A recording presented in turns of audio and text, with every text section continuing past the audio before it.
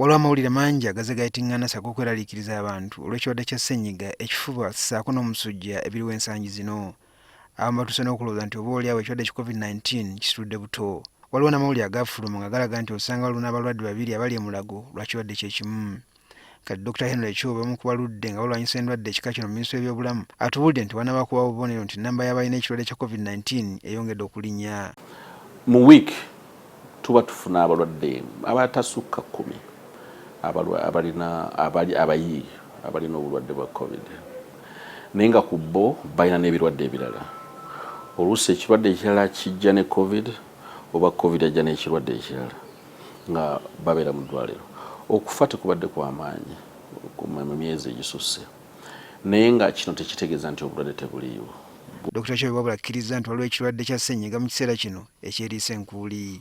Naye kye tulaba nti tulina ekirwadde kya influenza type A. Kino kitera nnyo okuaffectinga abaana abato n'abakulu ddala. Ne mu bantu ba wakati emyaka egya wakati bafuna obulwadde. Kino kijja nga olina lusenyiga oba lusenyiga lukulukuta,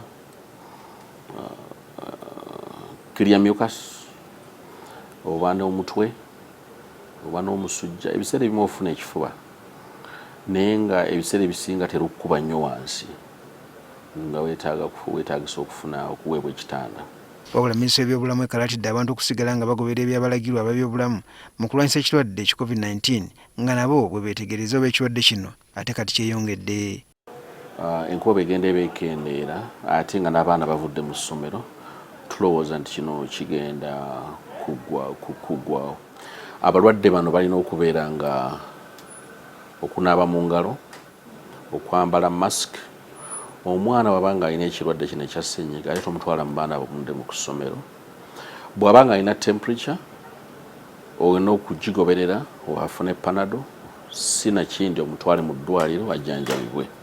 Kubanga ebiseera ebisinga nti ssenyiga ono influenza oluusi avaamu pneumonia. Kisaana kijjukirwe nti ekitongole ky'ebyobulamu eky'ensi yonna ki World Health Organization kyalangiridde dda ng'ekirwadde kya COVID-19 bwe kitakyabalirwa mu birwadde ebiteeka ensi ku bunkenke. Tubuuza kino kitegeeza eri Uganda n'amawanga amalala okutwaliza awamu.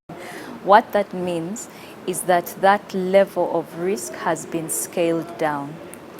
Although COVID is still present with us and we are seeing spikes, what we have observed is that the level of severity of the disease that we are seeing now has, over the last year and a half, stabilized. The number of hospitalizations to ICU has also reduced.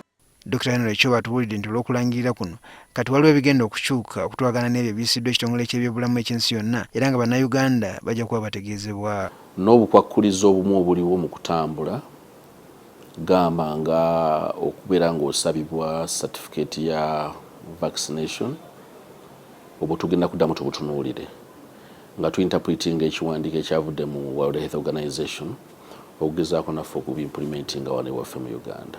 Mu bino byonna abantu balagiddwa okusigala nga banaaba engalo ssaako ebintu ebirala byonna ebiyamba okulwanyisa ekirwadde kya COVID-19.